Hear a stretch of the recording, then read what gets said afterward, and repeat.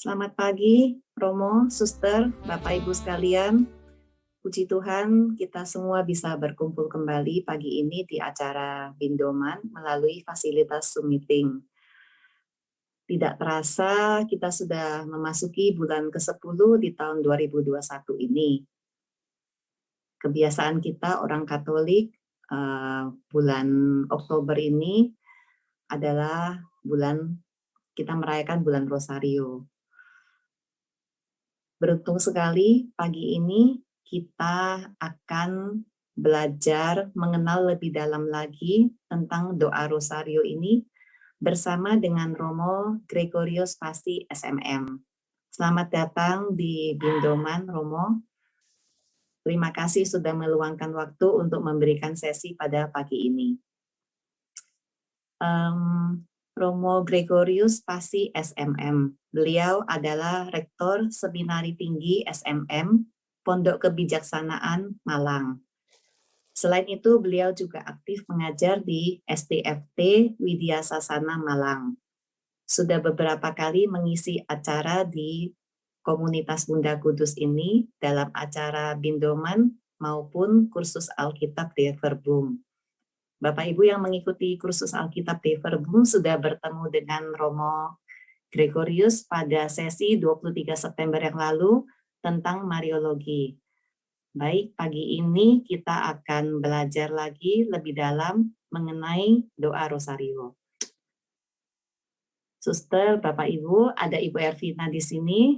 Ibu Ervina juga mau menyapa Romo dan Bapak Ibu sekalian.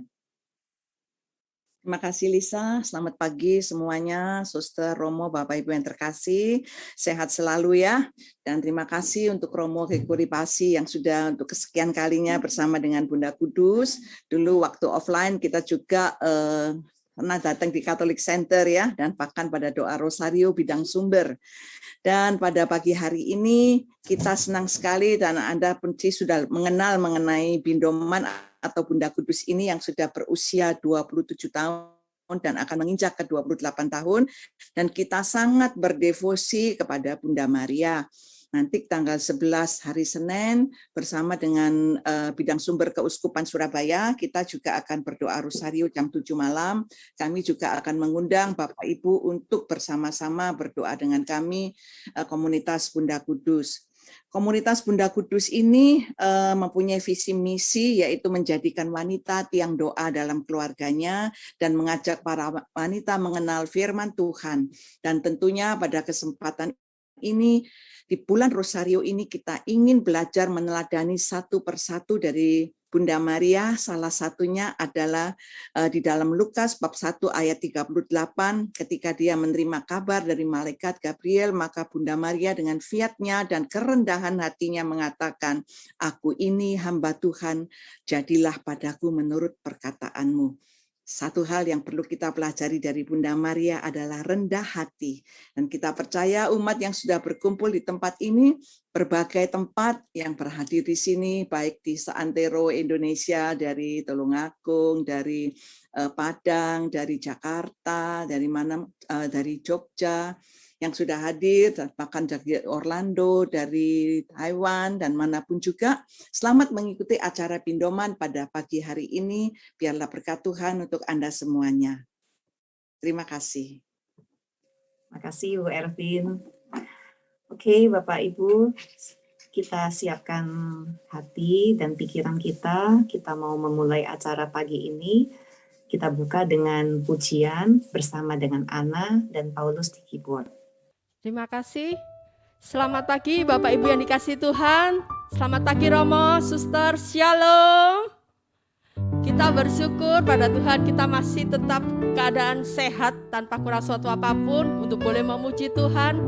Dan saya ingin untuk Bapak Ibu bisa membuka kameranya, kita saling sapa teman-teman kita yang ada di kamera. Kita mau katakan sekali lagi Shalom. Kita bersyukur ya kita punya sahabat yang sungguh luar biasa. Siapa sahabat kita? Tuhan Yesus, dia sungguh sahabat yang luar biasa di dalam hidup kita. Amin.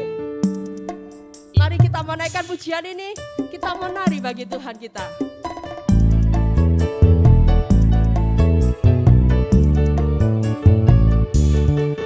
Ada satu sobatku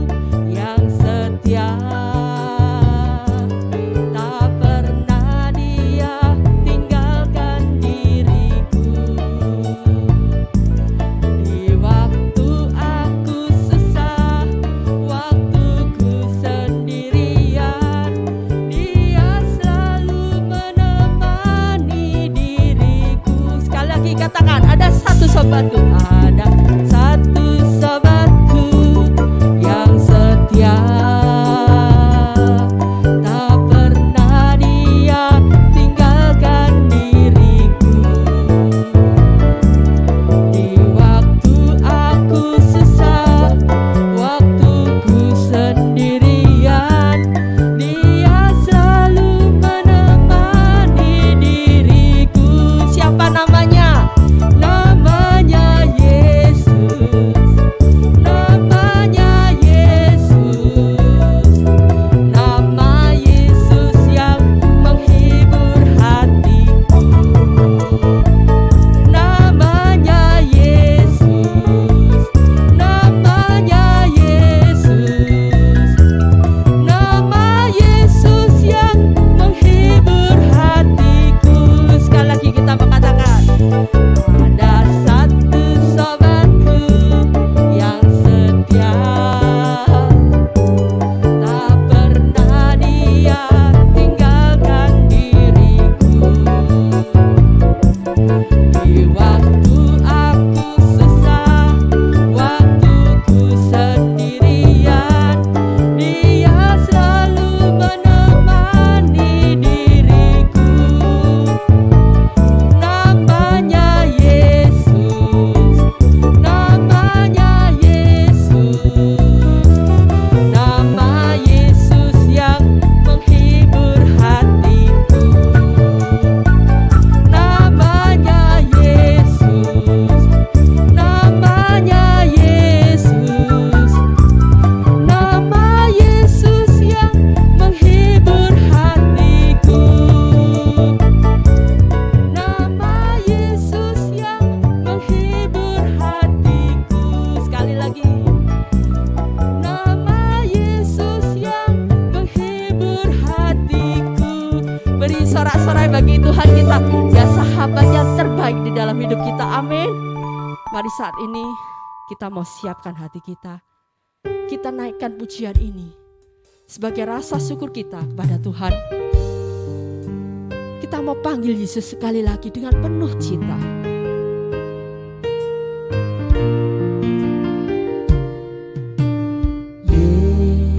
Yesus, sahabatku, Kaulah perlindunganku. Yesus, Kau Rajaku, Kota benteng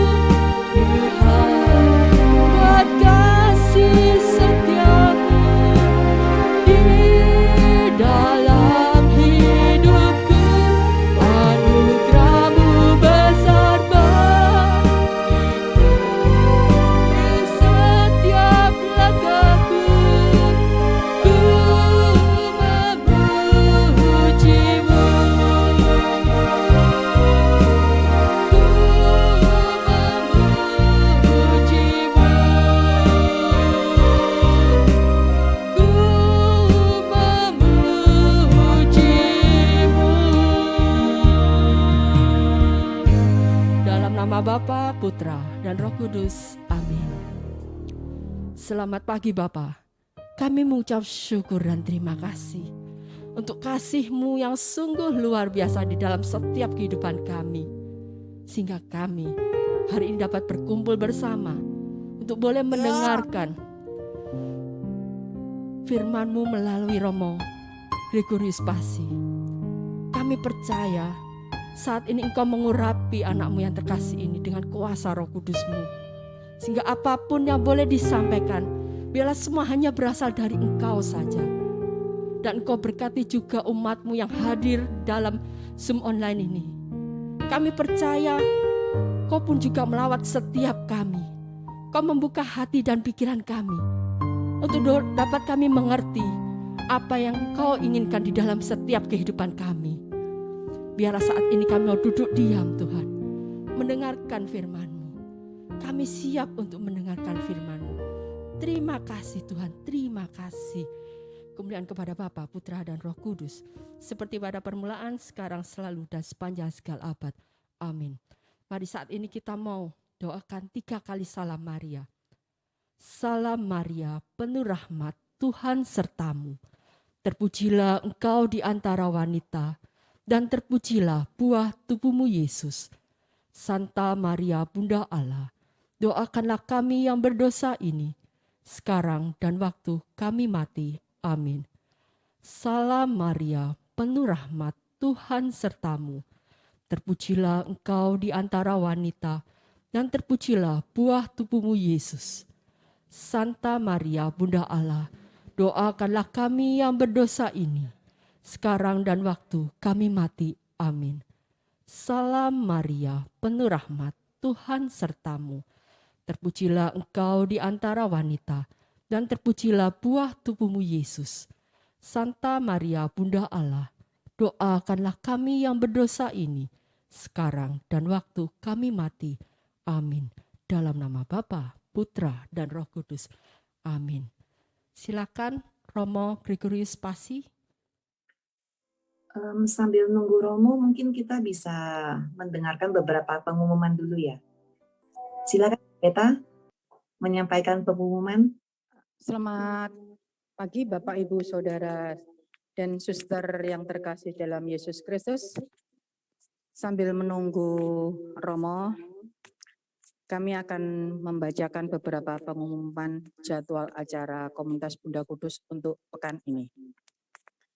Yang pertama, pindoman Selasa depan, tanggal 12 Oktober 2021 pada pukul 10 akan dibawakan oleh Romo Petrus Maria Handoko CM dengan tema Bunda Maria Penolong Kita Semua. Yang kedua, kursus Alkitab de Verbum diadakan Kamis pada pukul 10, maksudnya Kamis tanggal 7 Oktober 2021 pada pukul 10 dibawakan oleh Romo Charles Virginius Okam dengan materi pengajaran perumpamaan 1 pertanian dan nelayan. Perlu kami beritahukan bahwa link acara pindoman dan KADV adalah sama seperti yang sudah tertulis pada undangan Zoom. Dan bagi Anda yang tergerak untuk membantu pelayanan kami, dapat menyalurkan persembahan kasih melalui BCA 464 567 5674 atas nama Erni Istiawan atau Setiawati Mulyo. Terima kasih atas dukungan Anda dan salam sehat selalu dari kami Komunitas Bunda Kudus Surabaya. Tuhan memberkati kita semua. Terima kasih Bu Lisa. Thank you Mbak Deta. Bu Ervin mungkin ada tambahan pengumuman? Saya rasa percaya bahwa umat dari Pindoman dan semua aja yang hadir pada kesempatan ini, Anda semuanya sangat berdevosi kepada Bunda Maria. Bunda Maria adalah figur seorang ibu di dalam gereja Katolik Dan bagi saya Bunda Maria itu adalah sungguh sangat luar biasa karena kalau kita bilang mengenai karismatik ya, Bunda Maria itu adalah pertama atau orang pertama sebagai orang karismatik karena dia penuh dengan Roh Kudus, mengandung bayinya Yesus juga dari Roh Kudus, dan bahkan kalau kita melihat bagaimana ketika dia mengunjungi saudaranya Elizabeth, bayi di dalam kandungan Elizabeth bergerak karena Bunda Maria penuh dengan Roh Kudus. Baik, Bu Devina dan saudara-saudari yang terkasih yang dikasihi Bunda Maria, selamat pagi. Selamat pagi, Romo. Berjumpa. Baik, pada kesempatan ini seperti yang sudah diintroduksi tadi, ya, kita akan mencoba berbagi pengalaman sehubungan dengan Rosario. Nah, kita mulai dengan menyimak ini ya. Ini di tempat kami di biara ini, di Malang, di halaman kami ya, di taman.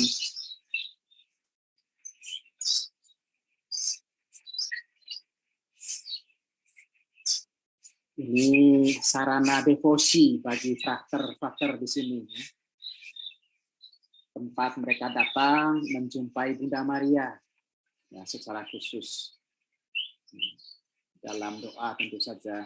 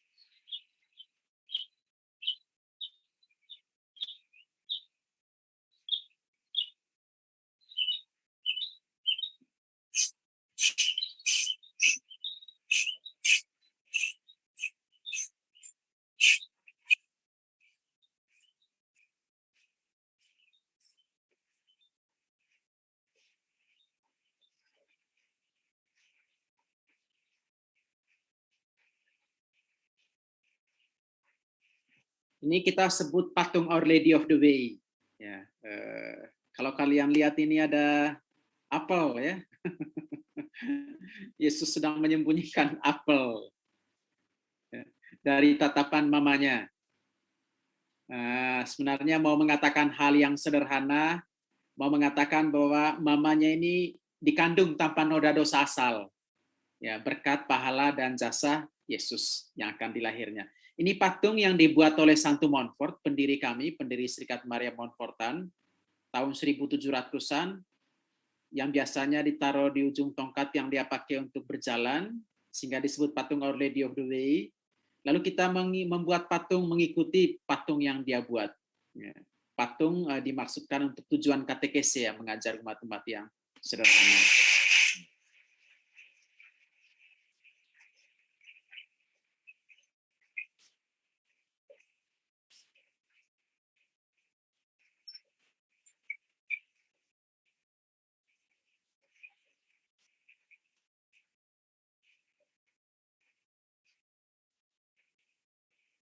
Itu seperti mahkota Maria di atas ini ya. Motifnya.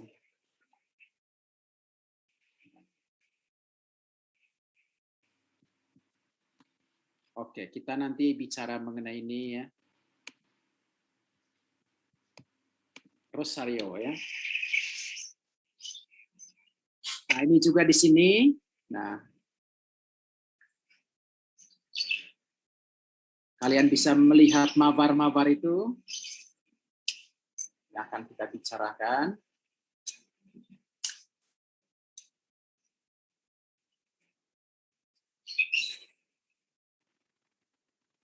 Oke. Jadi tema kita tentang Rosario. pada kesempatan ini saya mau mengajak saudara-saudari untuk melihat rosario itu pertama-tama sebagai salah satu bentuk devosi kepada Maria. Sebagai salah satu bentuk. Maka sebelum memahami rosario, kita perlu memahami apa itu devosi. Itu pertanyaannya, apa itu devosi? Lalu apa itu devosi kepada Bunda Maria?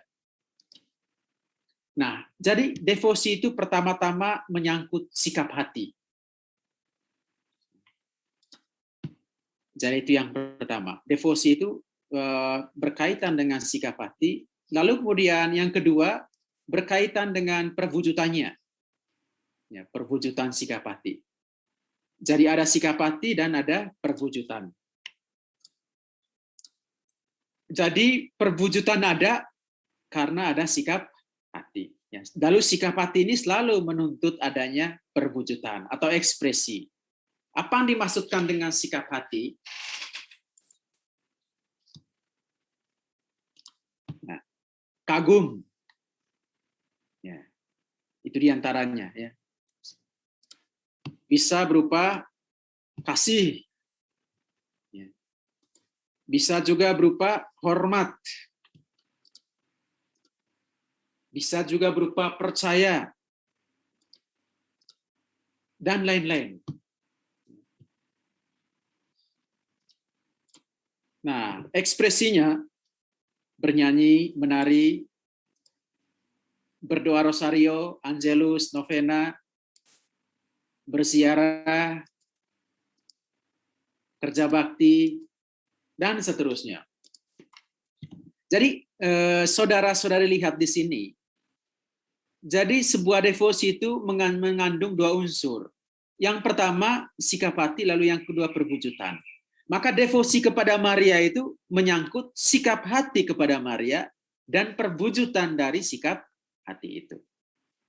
Itu berarti ya, orang yang berdevosi kepada Maria adalah orang yang memiliki sikap hati tertentu kepada Maria. Berupa rasa kagum, kasih, hormat, percaya, dan seterusnya.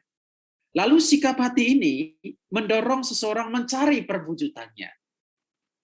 Lalu itu diwujudkan dalam berbagai macam kegiatan. Di antaranya dalam menyanyi, menari, berdoa, misalnya rosario, angelus, novena.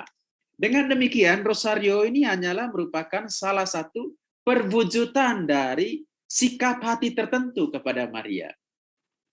Maka, kalau tidak ada sikap hati ini, maka rosario yang kita ucapkan itu menjadi hampa, kosong. Makanya kan kalau kita mengajak anak-anak yang masih kecil untuk berdoa rosario, mungkin mereka katakan, Mami kok lama banget, 10 Salam Maria, 20 Salam Maria, 30, ngantuk Mami, ayo kita tidur. Mengapa? Karena pada mereka belum ada sikap hati tertentu. Ya, beda dengan maminya yang sangat mengagumi Maria, sangat mengasihi Maria, sangat menghormati Maria. Disuruh doa 150 Salam Maria pun bertahan dia. Karena ada sikap hati. Kalau kita kasih bunga ke seseorang, kasih mawar ke seseorang, mawar ini baru bermakna kalau di balik mawar ini ada perasaan dan pesan tertentu. Mawar ini menjadi hambar dan tidak bermakna kalau tanpa pesan atau tanpa isi. Nah, demikian pun dengan doa Salam Maria atau doa Rosario merupakan ekspresi atau perwujudan dari sikap hati tertentu. Maka kalau tidak ada sikap hati, kita pasti akan mendaraskannya sambil ngantuk-ngantuk. Atau mungkin yang mengatakan bosan, ngapain ngulang-ulang? Ya memang kalau tidak ada sikap hati ya membosankan memang. Ya, karena Rosario ini adalah bagian atau perwujudan dari sini. Persoalannya, bagaimana orang bisa mengagumi, bisa mengasihi, bisa menghormati, bisa percaya, dan lain kepada Maria? Ya untuk itu harus kenal dia. Ya tak kenal maka tak sayang. Jadi sikap hati ini muncul dari pengenalan akan Maria. Makanya kalau mau mengajari anak-anak tentang doa Rosario, mengajak mereka tentang doa Rosario, maka pertama-tama ceritakanlah siapa itu Maria. Ceritakan bagaimana Maria menjadi ibu Yesus. Bagaimana Maria menanggapi panggilannya sebagai Bunda Allah. Lalu dari cerita itu, mereka kemudian punya kesan-kesan ya, dan gambaran-gambaran tentang Maria. Dari pengenalan itulah akan muncul rasa kagum, kasih, hormat, percaya, dan seterusnya. Jadi sekali lagi saya mau mengatakan bahwa rosario kita menjadi hampa, membosankan, garing, kering, kalau tidak disertai sikap hati tertentu yang ada di sebelah kiri ini. Karena sikap hati itu, karena rosario itu mengekspresikan sikap hati. Atau rosario merupakan perwujudan dari sikap hati. Kita lihat. Nah, mengapa kita memiliki sikap hati tertentu kepada Maria? Ini di taman kami, kalau kalian lihat saudara-saudari, ini penempatan yang sangat bagus. Di depan, Maria dan kanak-kanak Yesus. Di belakang, Yesus dengan domba. Ya, sikap mereka kurang lebih sama. Ya, merangkul, menyayangi, melindungi. Ya. Nah, apa yang mau dikatakan dengan penempatan patung seperti ini? Mau menunjukkan bahwa Yesus ini secara manusia dibentuk ya, oleh orang-orang terdekatnya, diantaranya oleh ibunya. Kemampuan manusiawinya untuk mengasihi, untuk menyayangi. Ya. Tentu saja dipelajarinya dari apa yang dia alami dari ibunya. Maka sesungguhnya bagi Maria menjadi ibu Yesus bukan sekadar meminjamkan rahim untuk dipakai. Kemudian Yesus lahir, tidak. Menjadi ibu Yesus adalah panggilan seumur hidup, panggilan untuk menjadi ibu yang bertanggung jawab dan dengan aktif melakukan apa yang dia bisa lakukan ya bagi perkembangan dan pertumbuhan Yesus yang kemudian ya dapat menjalankan tugasnya di hadapan publik dengan baik. Jadi pertama-tama mengapa kita mengagumi Maria? Jawabannya mengagumi, ya mencintai, mengasihi ya karena dia ibu Yesus. Bagaimana dia menjadi ibu Yesus? Kita lihat ini juga ada di taman kami. Ini ada patung sayap. Di sini ada tulisan Kyrie ke karitomene, yang artinya salam hai engkau yang dikaruniai. Maksudnya apa? Ya, Maria itu menjadi ibu Yesus ya, berkat kasih karunia Allah. Itu yang disampaikan oleh malaikat. Ketika datang ya kepada Maria, malaikat tidak menyapanya, tidak mengatakan salam Maria. Malaikat tidak memanggilnya dengan sebutan Maria, tetapi mengganti nama Maria itu dengan kekaritomene, yang dikaruniai. Jadi Maria disapa sebagai yang dikaruniai. Salam hai engkau yang dikaruniai. Artinya Maria mendapat kasih karunia di hadapan Allah, kasih karunia yang istimewa. Kasih karunia itu menyangkut panggilannya menjadi ibu Yesus. Nah, karena dipanggil menjadi ibu Yesus, ibu dari Putra Allah, maka Allah merahmati dia ya, dengan anugerah-anugerah istimewa yang memungkinkan dia dapat menjalankan ya, tugas sebagai ibu Yesus. Maka dengan demikian sesungguhnya Maria ini merupakan karya agung Allah. Ya, Maria itu seperti lukisan, dilukis oleh Allah. Nah, kita mengagumi lukisan itu sama dengan mengagumi pelukisnya. Maka pujian-pujian kita kepada Maria tidak pernah berhenti pada Maria, tetapi menembus langsung kepada dia yang ada di balik Maria, yaitu Allah sendiri. Jadi Maria menjadi ibu Yesus berkat rahmat Allah. Itu yang diungkapkan oleh malaikat Gabriel ketika menyampaikan ya, kabar gembira kepada Maria. Dia tidak menyapa Maria dengan namanya, dengan Miriam. Malaikat tidak mengatakan salam Maria, tidak. Malaikat mengatakan salam hai engkau yang dikaruniai, Kyrie Miriam. Itulah yang kemudian yang diungkapkan dalam rumusan doa salam Maria kita di bagian pertama. Salam Maria penuh rahmat, Tuhan sertamu. Ya, dari kata-kata malaikat Gabriel ini. Lalu kemudian rahmat itu ya, ditanggapi oleh Maria dengan iman. Kalau kalian lihat gambar di sebelah ini, juga di taman kami di sini, ini Elizabeth. Elizabeth yang menyambut Maria.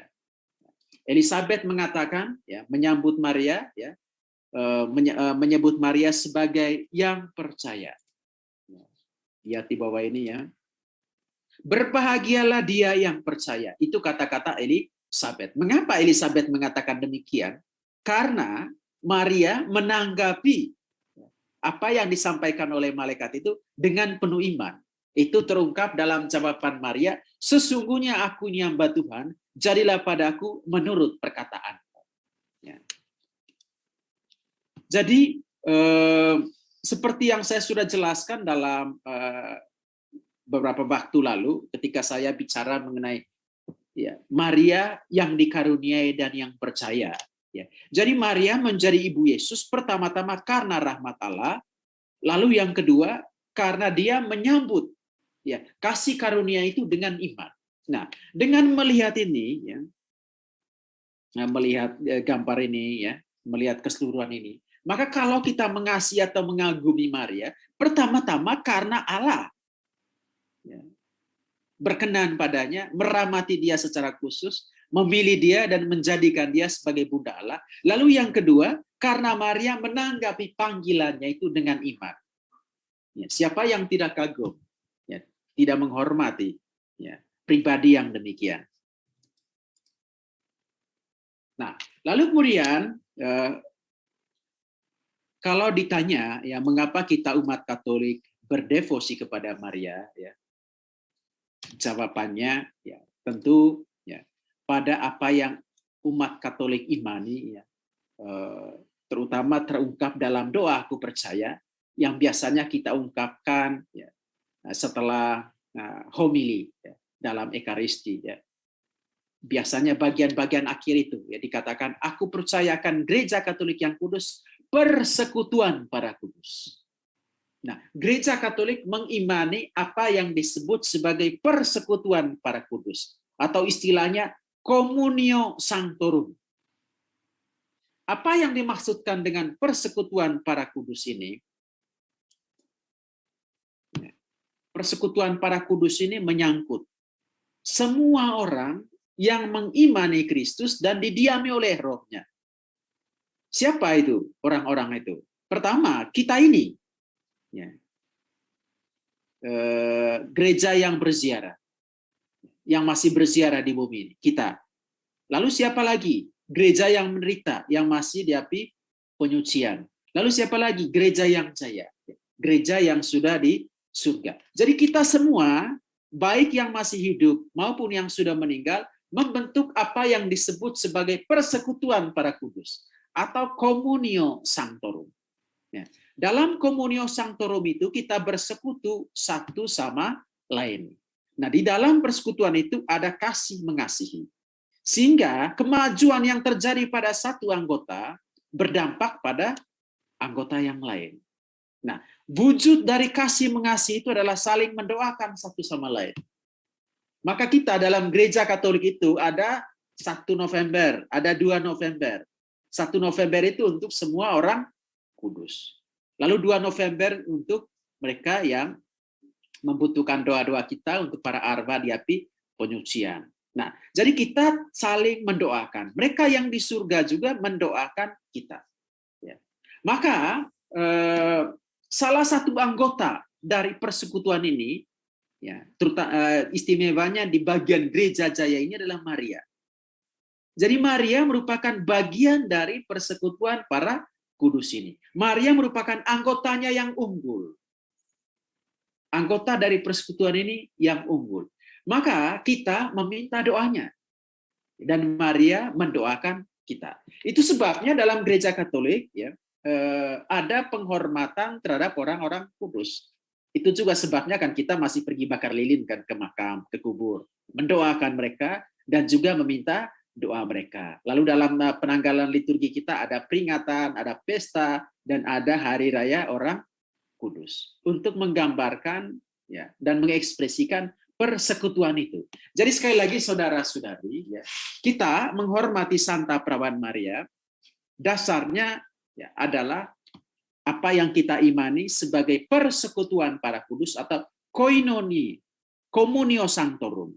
Jadi persekutuan para kudus itu menyangkut 3 gereja ini, yang masih berziarah di bumi, yang menderita di api penyucian, yang sudah jaya di surga. Dan di antara mereka ada kasih mengasihi, saling mendukung satu sama lain. dan bentuk dari kasih mengasihi itu adalah saling mendoakan. Maria adalah anggota yang unggul dalam persekutuan ini. Maka doa Maria juga unggul. Nah, jadi kalau kalian lihat dalam rumusan doa Salam Maria, ya, di bagian terakhir kita mengatakan, Santa Maria Bunda Allah, doakanlah kami yang berdosa ini, sekarang dan waktu kami mati. Amin. Jadi kita meminta doa Maria. Jadi meminta doa Maria atau berdoa bersama Maria. Ya, karena Maria merupakan bagian dari persekutuan para kudus itu. Ya. Jadi kalau kita meminta doa Maria, ya, mesti dibedakan. Ya. Kepengantaraan tunggal Yesus, ya, lalu kemudian kepengantaran Maria dalam doa. Nah, jadi satu-satunya pengantara antara Allah dan manusia, ya, antara Allah dan manusia adalah Yesus Kristus. Ya. Jadi kepengantaran Yesus ini bergerak dari dua arah, dari Allah kepada manusia, karena dia merupakan tawaran keselamatan Allah kepada manusia, lalu dari manusia kepada Allah, karena dia menjadi tanggapan manusia terhadap tawaran keselamatan itu. Jadi untuk mencari pengantara dalam arti seperti ini, yang menghubungkan Allah dengan manusia, maka pengantara itu harus sungguh-sungguh Allah dan sungguh-sungguh manusia. Dan hanya Yesus yang memenuhi peran itu. Hanya Yesus yang bisa menjalankan pengantara, ya, fungsi pengantara seperti ini, yaitu dari pihak Allah dan dari pihak manusia. Karena itu dikatakan bahwa satu-satunya pengantara kita adalah Yesus. Terus bagaimana dengan kepengantaran Maria? Kepengantaran Maria maksudnya kepengantaran dalam doa. Artinya apa? Maria atau kita bersama-sama dengan Maria menghadap Allah dengan perantaraan Yesus Kristus. Ya. Sehingga kepengantaraan Maria tidak sama dengan kepengantaraan Yesus. Kata yang sama, kata pengantara ketika diterapkan kepada Maria beda artinya dengan ketika diterapkan kepada Yesus. Kalau diterapkan kepada Yesus artinya menghubungkan Allah yang di atas dan manusia yang di bawah. Itu berarti dia bergerak dari atas, lalu juga dari bawah. Maka dia harus sungguh Allah dan sungguh manusia. Dan hanya Yesus yang sungguh Allah dan sungguh manusia. Sedangkan Maria itu adalah manusia. Maka gerakan dari Maria adalah gerakan dari bawah. Maka bersama-sama dengan kita menuju kepada Allah dengan perantaran Yesus Kristus. Maka kita katakan ya, berdoa dengan perantaran Maria. Itu sebabnya kalau kita datang kepada Maria, datang meminta doanya. Ya, kita mengatakan, Bunda Maria, besok cucu saya berulang tahun. Saya mohon ya, supaya engkau mendoakan dia. Bunda Maria, besok cucu saya ulang tahun. Semoga dia sehat, bertumbuh, dan seterusnya. Jadi yang kita minta adalah doa syafaatnya. Meminta Maria agar dia mendoakan kita. Ya. Nah, sekarang rosario.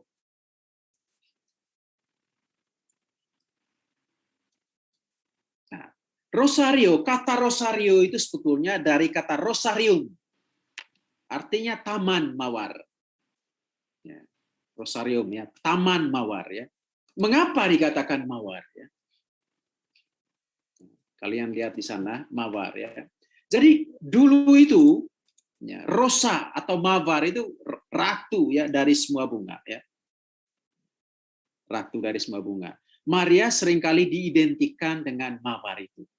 Ya. Lalu lama-lama doa kepada Maria disebut juga sebagai mawar. Maka doa Salam Maria pun ya, disebut kumpulan mawar atau kalung mawar atau taman mawar. Maka rosario pun juga kemudian disebut ya, sebagai taman mawar ya.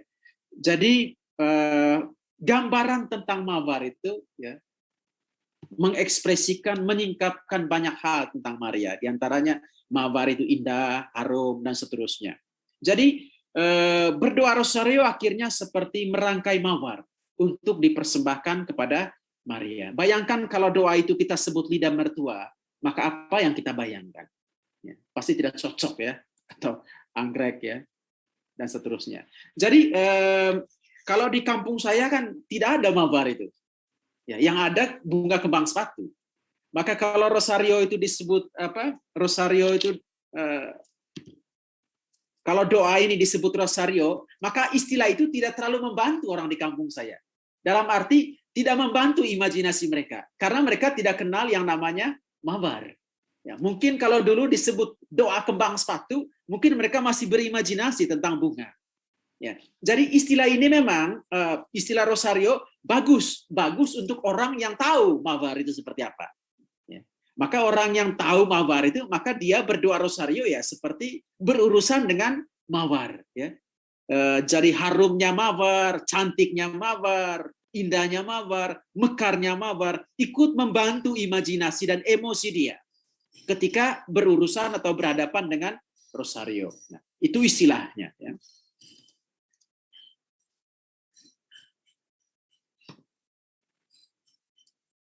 Nah, yang khas pada doa rosario ini adalah pengulangan doa Salam Maria. Ya. Salam Maria penuh rahmat, Tuhan sertamu, terpujilah engkau dia. Lalu diulang lagi. Jadi 10 pengulangan untuk setiap peristiwa. Ya.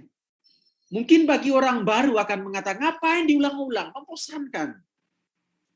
Nah, sebetulnya ya, setiap Salam Maria yang kita daraskan itu berbeda. Ya. Mengapa saya katakan demikian? Ya. Jadi kendati rumusannya sama, ya. Salam Maria yang satu didaraskan di atas emosi yang ditimbulkan ya oleh Salam Maria yang lain. Logikanya seperti kita memahat paku, ya, memahat paku pada sebuah kayu. Ya.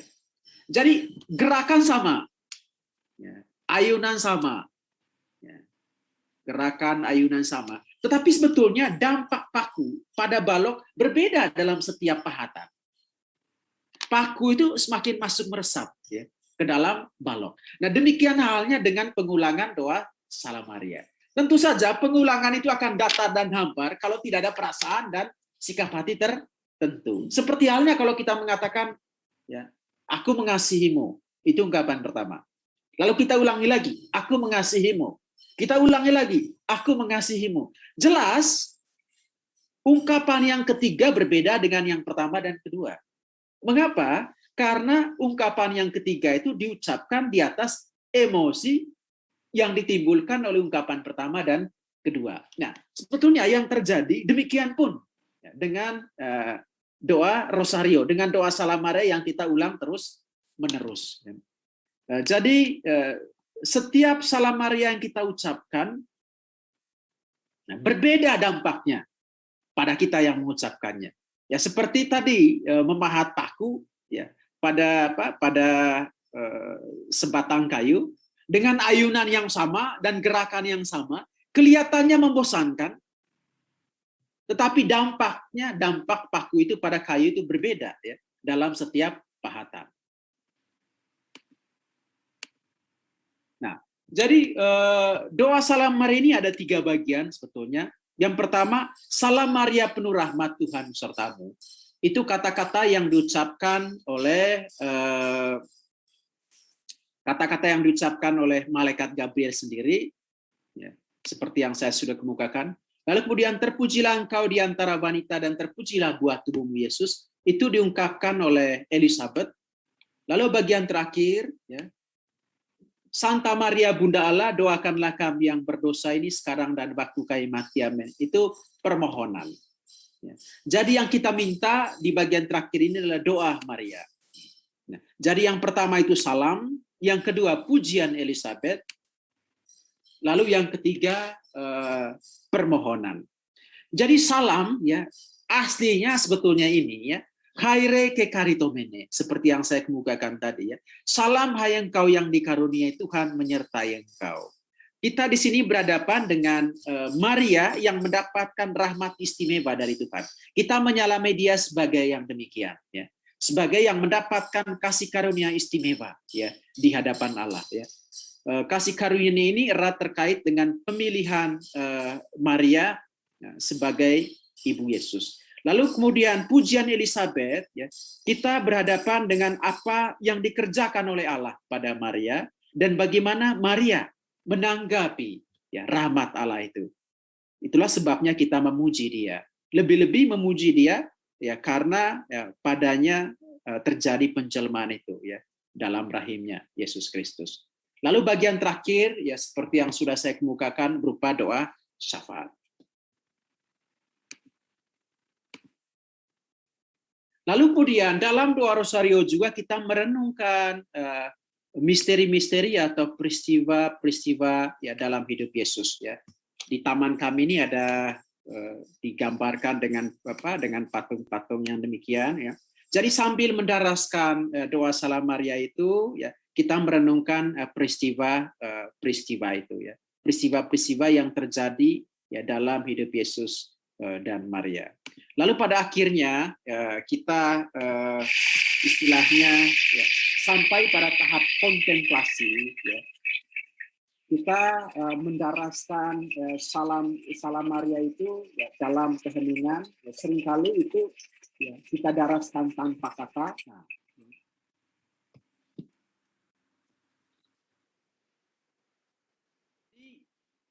gambar yang terakhir tadi, video yang terakhir tadi adalah ketika kita mendaraskan rosario ya.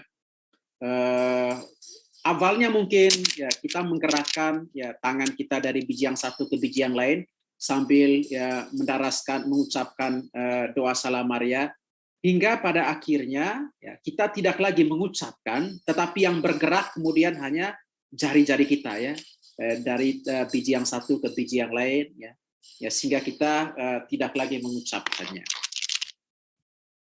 Baik teman-teman, saya kira waktunya sudah selesai ya. Demikian yang bisa saya bagikan dalam kesempatan yang singkat ini. Terima kasih Romo atas sharingnya tentang doa rosario, tentang Taman Montfortnya yang cantik sekali. Ya, terima kasih. Suster, Bapak, Ibu, apakah ada pertanyaan? Romo, ada pertanyaan ya, Romo? Saya bacakan. Romo, kalau lagi malas berdoa rosario, apakah ada cara atau motivasi yang dapat membuat kita semangat lagi untuk berdoa rosario?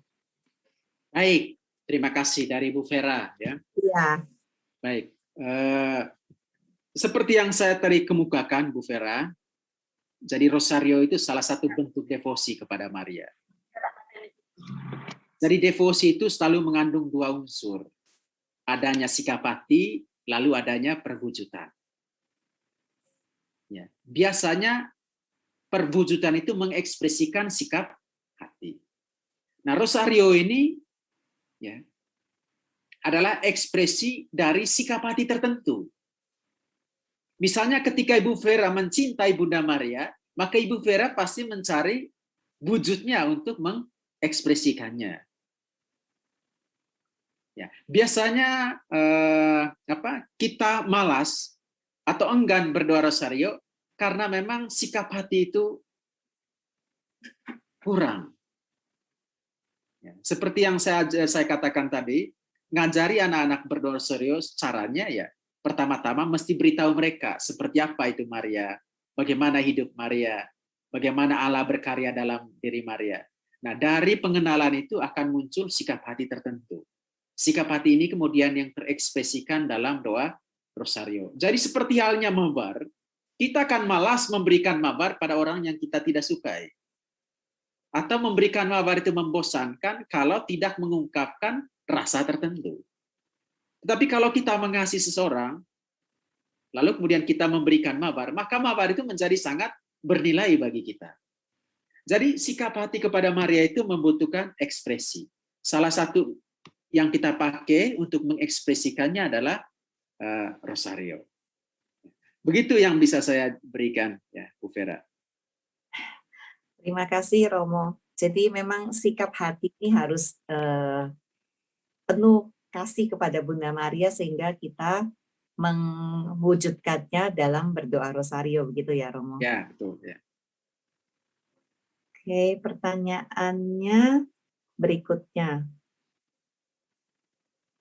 Romo mau tanya, kalau kita berdoa rosario, ada teman yang berdoa 5 putaran, apa kalau sudah selesai 1 putaran, untuk menuju putaran berikutnya, Apa harus diulang dari awal atau hanya putaran 5 peristiwa saja? Oh, ini mungkin menanyakan apakah ini 5 putaran sudah cukup atau harus diulang-ulang lagi, Romo? Oke. Baik ya, terima kasih ya untuk pertanyaan ini ya. Jadi memang setiap hari kita mendaraskan rosario 5 putaran.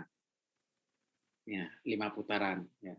Jadi tentu saja dimulai dengan aku percaya dan seterusnya 5 peristiwa sesuai dengan harinya yang diatur oleh gereja ya, oleh Yohanes Paulus II dulu. Jadi ada hari-harinya, misalnya kemarin ya peristiwa gembira ya, lalu hari ini peristiwa sedih ya, dan seterusnya. Itu 5 putaran. Tapi ada juga yang punya banyak waktu ya, sehingga mereka tidak hanya mendaraskan 5 peristiwa, tapi malah 20 peristiwa. Silakan kalau memang punya banyak waktu. Ya. Kan tidak mungkin mendaraskan 20-nya 20 peristiwa itu secara maraton, tidak mungkin. Mungkin paginya 5, ya, siangnya 5, ya, sorenya 5, malamnya 5, sehingga 20. Jadi tentu saja kalau demikian didaraskan, maka tentu saja dalam setiap awal dari setiap 5 peristiwa itu dimulai lagi dengan aku percaya, Bapa kami, lalu 3 salam Maria, salam Putri Allah Bapa, salam Bunda Allah Putra, salam mempelai Roh Kudus, lalu dan seterusnya. Bisa begitu ya. Itu ya jawaban saya ya. Jadi memang dianjurkan agar setiap hari mendaraskan 5 peristiwa sesuai dengan harinya. Tetapi kadang-kadang ada yang memang punya waktu banyak, ya, lalu kemudian punya semangat devosi, ya, yang mau membaktikan seluruh hari dalam doa, sehingga mungkin bisa mendaraskan 20 peristiwa itu. Kami sendiri SMM ya diminta oleh Montfort oleh pendiri untuk mendaraskan ya 5 peristiwa setiap hari, dan juga dia menganjurkan kalau yang punya waktu diharapkan bisa mendaraskan ya. Dulu 15, sekarang sudah 20 ya. Baik, terima kasih Romo. Pertanyaan selanjutnya Romo, ini mengenai bagaimana sikap kita yang benar kalau berdoa rosario. Apakah kita harus duduk manis, atau kita boleh berdoa sambil jalan-jalan supaya nggak ngantuk, atau apakah kita boleh sambil menyetir mobil gitu, maksudnya menyetir naik kendaraan dan bekerja gitu sambil berdoa gitu, apakah boleh? Kemudian kadang-kadang kan kita suka berdoa rosario kemudian tertidur. Nah, apakah setelah tertidur dan belum selesai kan, kemudian apakah itu bermanfaat gitu?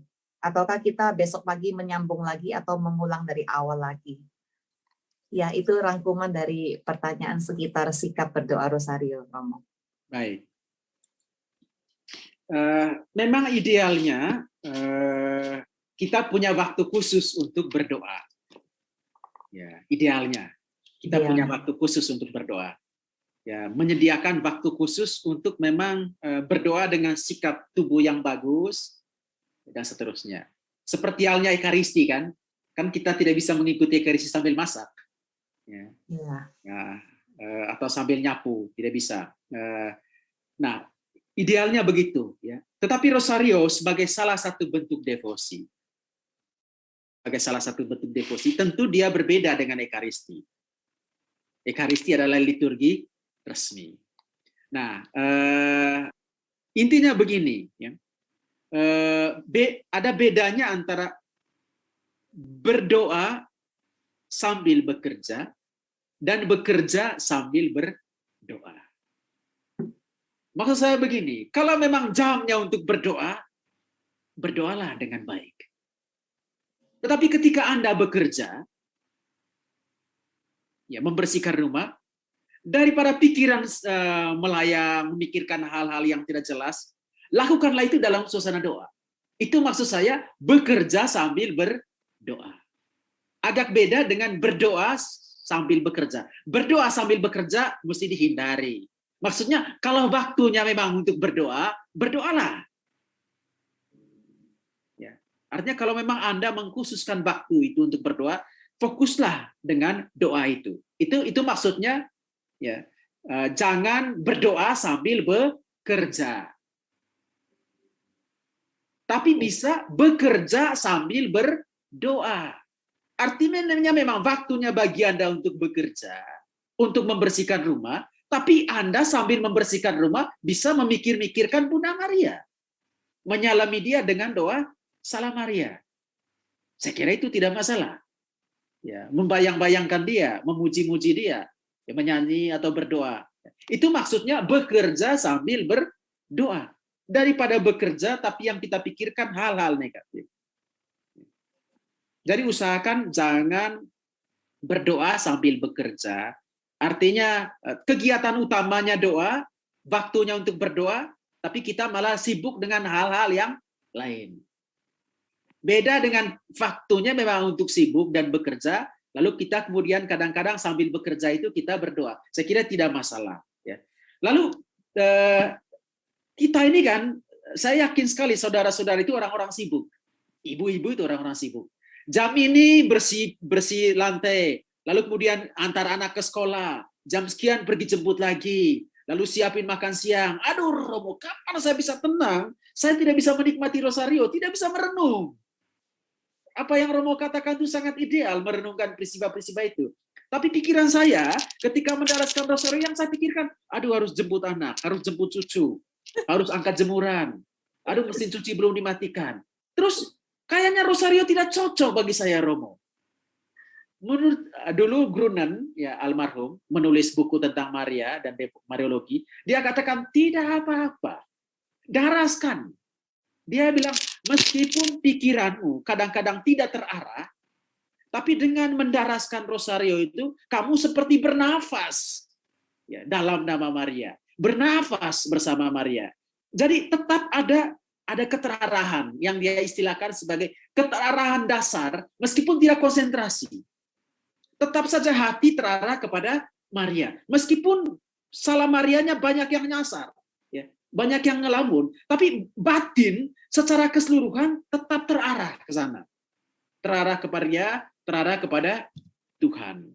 Jadi dalam arti itu dia bilang daraskan terus, tidak apa-apa ya. Walaupun pikiran kadang-kadang tidak fokus. Tapi doa itu ya telah membantu kita untuk mengarahkan diri kepada Tuhan. Tetap teralami bahwa Maria ada bersama kita.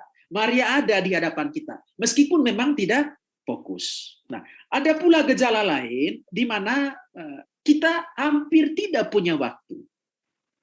Maka memang ada yang mensiasatinya begini. Pagi bangun tidur 10 Salam Maria, satu peristiwa. Ya, lalu setelah sarapan, sebelum berangkat kantor, satu peristiwa. Ya. Lalu kemudian sore pulang dari kantor, satu peristiwa. Ya. Ya, setelah mandi, satu peristiwa. Lalu sebelum tidur, satu peristiwa. Lengkap 5 peristiwa. Ya. Ketika memang tidak bisa didaraskan secara maraton. Ya. Jadi itu seperti menguduskan hari dengan doa. Dan juga dengan relasi dengan Maria. Paling tidak orang itu punya relasi ya selama sehari itu dengan Maria dan dia ungkapkan itu dalam doa Rosario. Kalau biarawan biarawati para imam kan dengan membaca brevir ibadat harian itu. Ya, kalau kita awam ya ketika kita tidak punya itu, tidak punya brevir bisa mendaraskan ini untuk menguduskan hari itu. Ya. Membuat hari itu kita berada dalam relasi dengan Bunda Maria dan juga dengan Tuhan. Lalu kadang-kadang begini yang kita lihat terutama pada orang tua. Seperti yang saya katakan tadi, doa Rosario itu dapat menjadi doa kontemplatif. Awalnya dia mengucapkannya dengan mengeluarkan suara. Salam Maria penuh rahmat Tuhan sertamu, terpujilah. Terus, Salam Maria penuh rahmat Tuhan sertamu, terpujilah. Sampai selesai. Lalu lama-lama, di bagian tertentu, dia tidak ngomong lagi. Yang bergerak hanya tangannya dari biji yang satu ke biji yang lain. Dengan durasi sebagaimana kalau dia mendaraskannya secara audible, secara kedengaran. Jadi mulutnya tidak mengucapkan doa itu, tapi hatinya yang berdoa. Hatinya. Sementara tangannya bergerak dari biji yang satu ke biji yang lain. Tapi bukan cepat-cepat. Kalau begini-begini ya cepat-cepat, itu bukan berdoa. Ya. Jadi dia menggerakkannya seperti ketika dia mengucapkan doa Salam Maria. Itu kita jumpai pada banyak orang tua. Mereka tidak ngomong apa-apa, tapi tangannya yang bergerak. Bergerak ya. Kadang-kadang dia sambil jalan gitu ya. Bergerak lagi ya. Atau sambil duduk depan rumah, tangannya bergerak dari biji yang satu ke biji yang lain.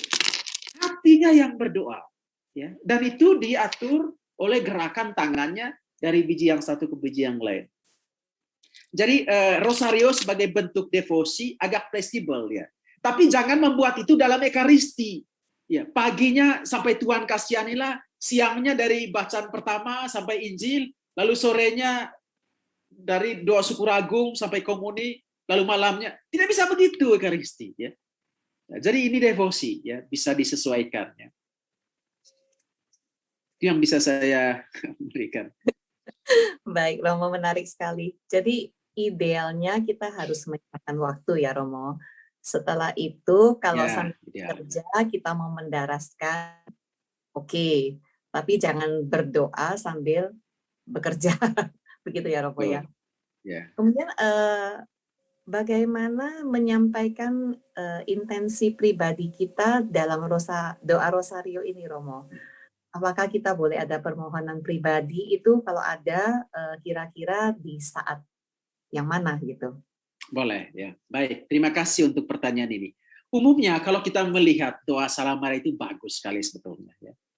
Jadi pola doa Maria kita itu ada di doa Salam Maria. Bagaimana berdoa dengan perantaran Maria yang baik itu lihat di doa Salam Maria. Jadi seperti yang saya kemukakan tadi, di dalam doa Salam Maria itu kan ada 3 bagian. Pertama sekali kita menyalami dia. Menyalami maksudnya menyapa dia sebagai yang mendapatkan kasih karunia di hadapan Allah. Itu menyalami intinya. Ya, dengan salam malaikat Gabriel itu. Lalu yang kedua, kita memuji dia. Memuji dia dalam arti apa? Kita memuji bahwa dia menanggapi rahmat Allah itu dengan cara yang istimewa. Dengan penyerahan diri yang total. Ya, jadi ada salam, ya. Lalu kemudian ada pujian. Tapi sebenarnya kalau kita memuji Maria, sebetulnya bukan dia yang kita puji, tapi Allah yang berkarya dalam dirinya. Lalu bagian yang ketiga itu permohonan. Artinya kita meminta doa syafaat. Santa Maria Bunda Allah, doakanlah kami yang berdosa ini sekarang dan waktu kami mati. Amin. Yang kita minta adalah doa.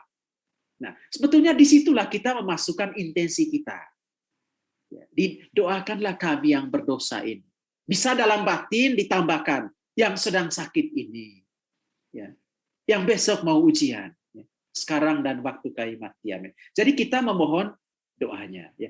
Bisa dipikirkan di situ. Ya. Bisa juga ditaruh di awal. Misalnya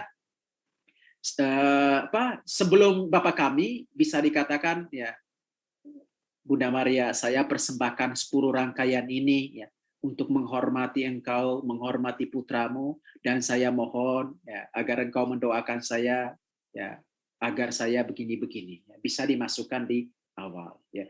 Jadi intinya kita meminta doa Maria. Ya. Dan kita alami sendiri dalam sejarah gereja, sejarah para orang kudus, dan banyak para orang kudus mengajarkan bahwa doa Maria itu sangat kuat. Ya. Doanya sangat kuat. Karena tadi persekutuan para kudus, dan dia adalah anggota unggul dari persekutuan itu. Ya. Karena dia mencintai putranya, secara luar biasa mencintai Yesus, maka otomatis dia juga mencintai setiap orang yang menjadi sasaran karya penyelamatan Yesus. Ya, maka perannya sebagai ibu tidak berhenti dengan melahirkan Yesus atau dengan selesainya Yesus ke surga dan kemudian dia juga diangkat ke surga, tapi berlangsung terus sampai kini. Ya. Kasihnya. Ya. Maka gereja meyakini bahwa Maria itu bukan tokoh masa lalu, tapi tokoh aktual yang tetap masih bisa dihubungi dalam doa. Kita tahu banyak bantuan-bantuan yang devosan Maria alami, misalnya melalui novena 3 Salam Maria dan seterusnya. Ya, jadi doanya memang dapat diandalkan. Ya. Intinya kita menaruh diri kita dalam doanya, ya, menaruh hidup kita, dan itu juga disertai dengan perubahan perilaku kita. Ya, makin hari makin sesuai dan serupa dengan putranya. Sehingga doa itu bukan hanya di mulut, tapi perbuatan kita juga menjadi sebuah doa. perilaku kita juga menjadi sebuah doa. Hidup kita akhirnya menjadi sebuah doa. Sebagaimana halnya mulut kita menaruh harapan, ya, keseluruhan diri kita dalam tangannya, demikian juga kita menaruh hidup keseharian kita, perilaku kita, tutur kata kita dalam tangannya, agar semuanya sesuai dengannya. Memang dikatakan Santa Maria Bundala, doakanlah. Yang diminta adalah doanya. Ya, kita tahu bahwa dia lebih paham apa yang kita butuhkan. Gitu ya. Terima kasih Romo.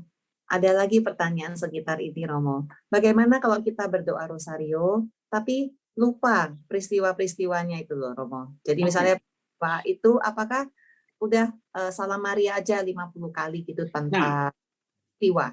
Begini ya, sebaiknya punya buku lihat di Mada Bakti atau di Puji Syukur. Tapi kalau memang lupa, caranya begini. Ambil saja salah satu peristiwa dalam hidup Yesus atau hidup Maria. Tidak masalah. Misalnya mau peristiwa kedua, apa ya? Aduh. Ya udah, dalam peristiwa kedua ini saya mau merenungkan kehadiran Maria di pesta perkawinan di Kana. Lalu sambil mendaraskan 10 Salam Maria itu merenungkan peristiwa itu. Ya. Atau misalnya udah saya bingung ya. Ya udah saya mau merenungkan peristiwa Yesus ya mengampuni wanita yang berdosa. Lalu renungkan peristiwa itu. Juga ada orang yang menyesuaikan peristiwa-peristiwa itu dengan kebutuhannya. Ya, misalnya pada saat dia lagi sedih, lalu dia mencoba ya mengucapkan, mendaraskan peristiwa-peristiwa sedih yang cukup membantu dia ya berkaitan dengan masalah yang dia hadapi. Ya. Dia mau membawa kesedihannya dalam pengalaman kesedihan Bunda Maria dan juga penderitaan Yesus. Ya. Maka bisa saja dia selama seminggu itu dia mendaraskan peristiwa itu ya. Karena lebih membantu dia. Ya. Agak beda dengan ibadat harian atau misa yang semuanya punya aturan-aturannya, ya. Punya penanggalan-penanggalan resminya, ya. Ya, punya rubrik-rubriknya yang memang harus diikuti dengan teliti ya, dan dengan tepat. Ya, rosario sebagai bentuk devosi bisa kadang-kadang disesuaikan dengan kebutuhan kita yang sedang mendaraskannya. Jadi memang dikatakan 20 peristiwa. Ya, tetapi bisa dikembangkan kepada peristiwa-peristiwa lain dalam hidup Yesus dan Maria. Artinya kita merenungkan peristiwa-peristiwa itu yang tidak ada dalam 20 itu bisa. Ya, kita menambahkannya ya, ketika kita merasa pingin merenungkan peristiwa-peristiwa lain. Ya. Baik. Jadi kalau kita berdoa rosario, hari apa kita renungkan peristiwa sesuai dengan yang sudah ditentukan, tapi kita juga boleh menyesuaikan dengan kebutuhan kita pada saat itu. Mungkin pas hari itu peristiwa gembira, tapi pada saat itu kita merasakan kesusahan, kesulitan, kita boleh merenungkan peristiwa yang sedih, begitu ya Romo ya? Betul ya. Baik, ini juga menjawab pertanyaan dari beberapa orang. Terakhirnya Romo ya, ini ada pertanyaan, mungkin pernyataan dari Suster Henriette. Halo Suster Henriette, Bintang Kejora. Doa rosario adalah doa kontemplatif. Pertanyaan saya, dengan mengulang-ulang terus, berarti kita berdoa seperti meditasi Kristiani dengan mengulang kata-kata tersebut. Benarkah pendapat saya ini? Pertanyaan dari Suster Henriette. Baik, Suster Henriette, terima kasih. Jadi rosario bisa menjadi doa meditatif, bisa juga menjadi doa kontemplatif. Jadi meditatif itu kita merenungkan. Ya, misalnya Maria mengunjungi Elizabeth.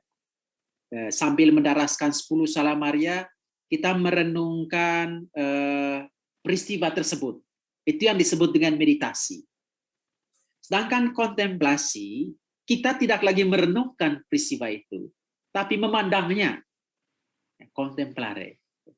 Memandangnya sambil mendaraskan 10 Salam Maria. Sederhananya begini, kalau meditasi itu seperti melukis.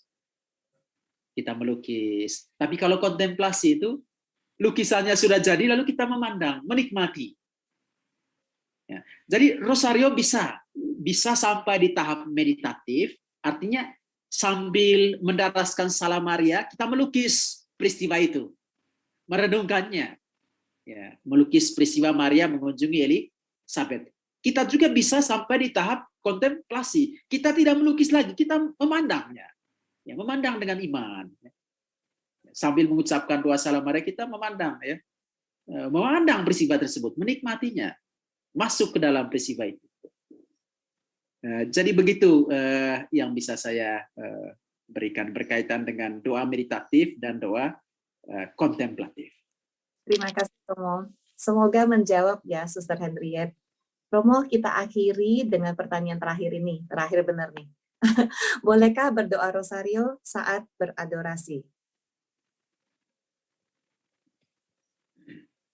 Nah, ini adorasi ya di hadapan sakramen Maha Kudus. Ya.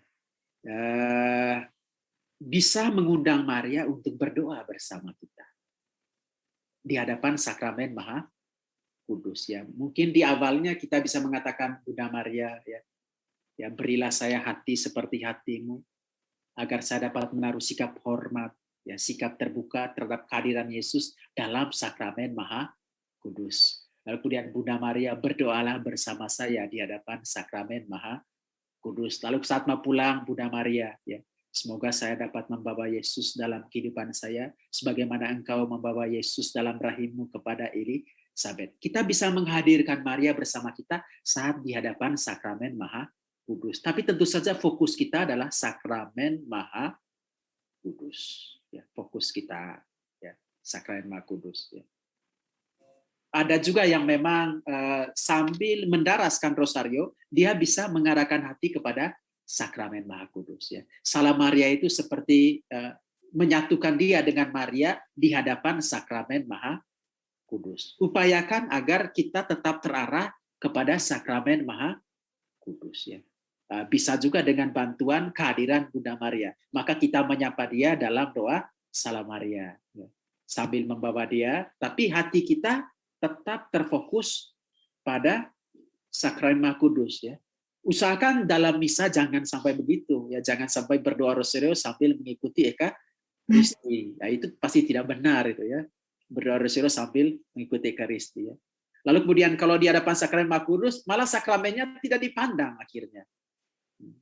Jadi usahakan agar kita datang ke hadapan sakramen Maha Kudus, lalu benar-benar bahwa kita sedang berada di hadapan sakramen. Ya, jangan cuekin sakramen Maha Kudus. Ngapain datang kalau umpamanya sampai di sana malah mencuekin dia. Ya, mencuekin kehadiran Yesus. Tapi kehadiran Yesus dan Maria itu biasanya tak terpisahkan. Ya, makanya kan di awal adorasi orang selalu menyapa Bunda Maria agar Bunda Maria hadir, ya, bersamanya, ya, sehingga dapat lebih meresapi kehadiran Yesus dalam sakramen Maha Kudus itu. Baik Romo, terima kasih sekali lagi.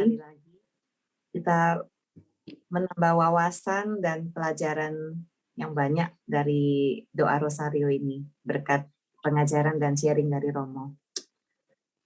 Baik, kita akhiri acara hari ini.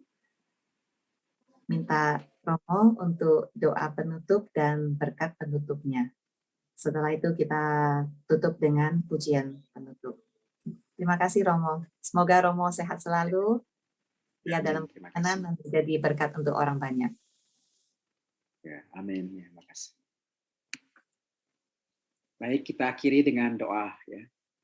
Dalam nama Bapa dan Putra dan Roh Kudus. Amin. Ya Tuhan, kami bersyukur kepadamu karena pada pagi ini kami boleh berbagi pengalaman, penghayatan iman yang menyertakan Bunda Maria dalam relasi dengan Engkau. Kami bersyukur karena rahmat-Mu yang menyatukan kami semua sebagai orang beriman, menyatukan kami semua dalam persekutuan dengan semua saudara-saudari kami yang mengimani Kristus dan didiami oleh Roh-Nya. Kami bersyukur bahwa Engkau memberikan kepada kami seorang teladan dan juga pendoa, Bunda Maria. Kami mohon agar Engkau mendengarkan doa-doanya bagi kami semua, agar kami bertumbuh dan berkembang menjadi semakin serupa dengan Yesus Kristus Putra-Mu. Dan semoga doa-doanya menjauhkan kami dari berbagai macam kesulitan, dari mara bahaya, terutama mara bahaya COVID yang sedang melanda. Dengarkanlah doa-doa Bunda Maria bagi kami semua. Tuhan bersamamu. Semoga berkat doa Santa Perawan Maria, berkat doa para malaikat, dan para orang kudus di surga, saudara-saudari dilimpahi dengan segala berkat dan rahmat yang saudara-saudari perlukan untuk dapat berkembang dalam iman. Berkat Tuhan turun ke atasmu dalam nama Bapa dan Putra dan Roh Kudus. Amin. Terima kasih Romo untuk berkatnya, untuk doanya.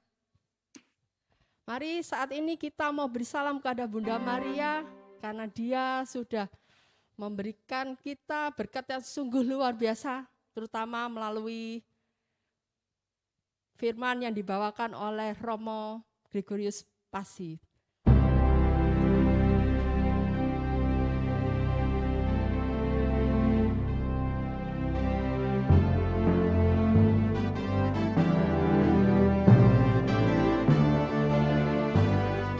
Mari bersama katakan, Salam Maria, rahmat Tuhan sertamu, Bunda Yesus Kristus, doakanlah kami. Salam Maria, Engkau Bunda Gereja, lindungilah kami. Doakan putramu. Salam Maria, Ratu surga dan bumi, terpujilah Engkau di sepanjang masa. Sekali lagi kita memuji Bunda Maria. Salam Maria, rahmat Tuhan sertamu, Bunda Yesus Kristus, doakanlah kami. Salam Maria, Engkau Bunda Gereja, lindungilah kami. Doakan putramu. Salam Maria, Ratu surga dan bumi, terpujilah Engkau di sepanjang masa.